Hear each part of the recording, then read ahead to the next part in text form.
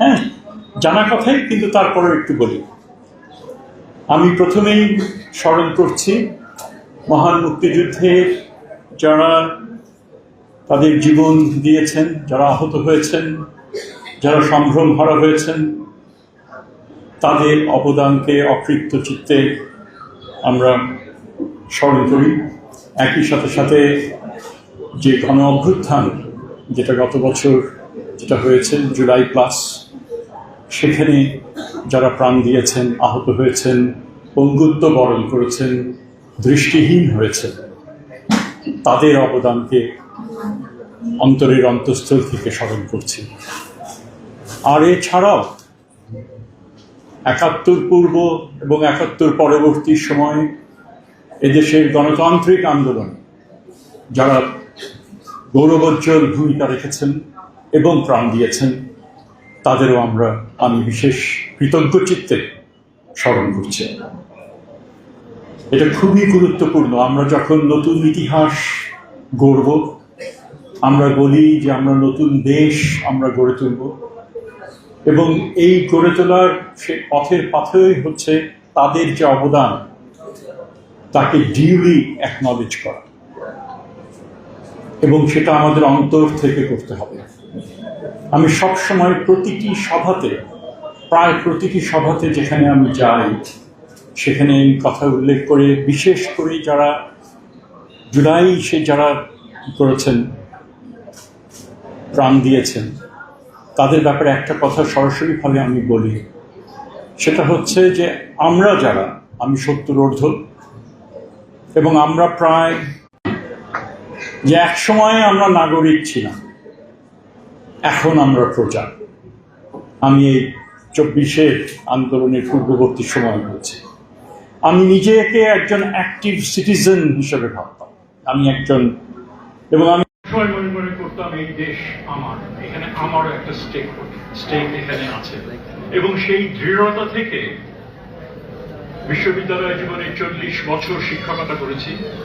কখনো কোনো দল সেখানে করিনি। যা ভেবেছি, যা বলেছি, যে অবস্থান নেয়ার খুবই স্বল্প পরিসর, এটা বিশাল কোনো ভূমিকা ছিল না, কিন্তু আমি মনে করেছি আমার নিজের কাছে আমি কোনো গ্লানিবোধ আমার ছিল না। যখন একাডেমিক কাউন্সিলে বিভিন্ন বিষয় নিয়ে পাশ হচ্ছে, অ্যাগ্রি করিনি, সরাসরি সেগুলো চ্যালেঞ্জ করেছি একেবারে উচ্চতম কর্তৃপক্ষের সাথে। একই সাথে সাথে পত্র পত্রিকায় লেখা এক্সট্রা জুডিশিয়াল কিলিং, আমরা সবাই জানি, বিচার বহির্ভূত হত্যাকাণ্ড।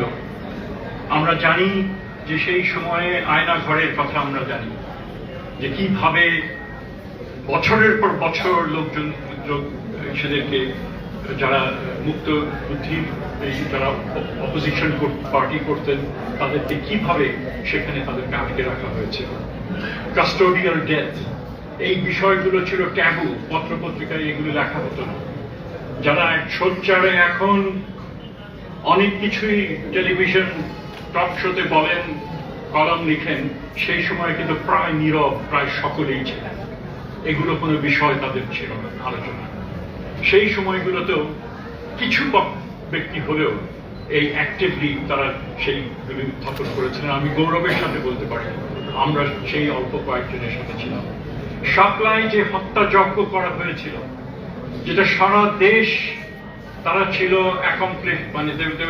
accomplices to this silence, নীরবতার। সেখানে যে সংগঠন যে ভূমিকা রেখেছিল, মানবাধিকার সংগঠন অধিকার, তার সাথে আমরা বেশ কয়েকজন সম্পৃক্ত ছিলাম। কাজে আমরা অতীতে কোনো মাথা নোয়াইনি, ভবিষ্যতেও নোয়াবো না। এবং আমরা মনে করি এই যে তোমরা যারা স্কাউট যারা রয়েছে, দেশের প্রতি ভালোবাসা, জনগণের প্রতি ভালোবাসা, সাথে অধিকার রক্ষা, একে অপরের পরিপূরক, এই যে সেবা ভীষণ রকম ভাবে প্রয়োজন। আজকে বাংলাদেশে সহমর্মিতা, সহিষ্ণুতা, এই বিষয়গুলোর আনফর্চুনেটলি হলেও একটা ঘাটতি আমরা দেখছি। অন্যের মতকে সহ্য করা, এই বিষয়গুলো সম্পর্কেও আমাদেরকে অবহিত হতে হবে, আমাদেরকে জানতে হবে। এই শুরুটা করার পরে আমি বলি, স্কাউট মুভমেন্টের সাথে আপনারা একটা অনুষ্ঠানে আপনারা ছিলেন। আমার নিজেরও একটা স্মৃতি, আমার নিজের অভিজ্ঞতা রয়েছে। সেন্ট গ্রেগরি স্কুলে কাপ হব